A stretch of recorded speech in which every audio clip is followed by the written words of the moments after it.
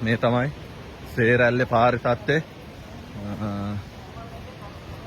මේ සේරැල්ල පාර ඉතින් මේ පේනවනේ සේරැල්ල අංග සම්පූර්ණව කඩාන ගිහිල්ලා තියෙනවා.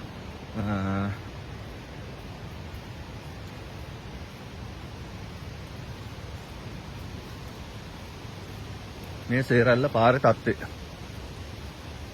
ධම්මන්තන්න පාර සේරැල්ල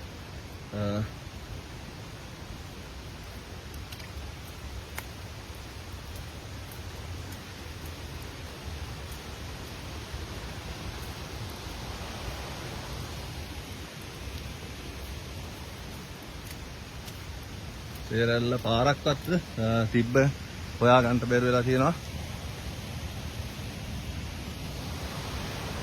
මේ තියෙන සේරැල්ල දැන් පේනවා පාරට. ලයිට් වයර් එක සේරැල්ලේ තියෙන්නේ. ඉතින් මේක තමයි අලුත්ම තත්ත්වය. මේ පේනවනේ.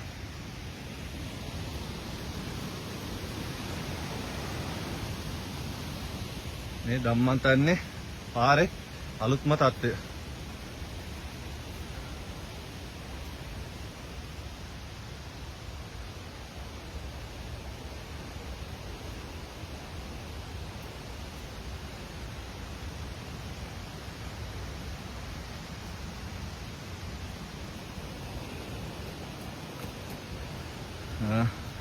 තාමත් නායාමේ ලක්ෂණ තියෙනවා මේ සේරැල්ලටම ගිහිල්ලා තියෙන්නේ.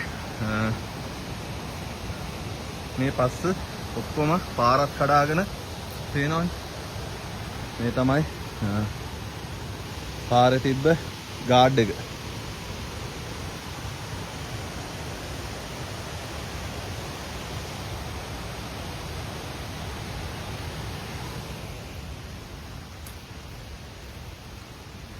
මේ වෙලා තියෙන විපත පේනවා තියෙන සේරැල්ලේ.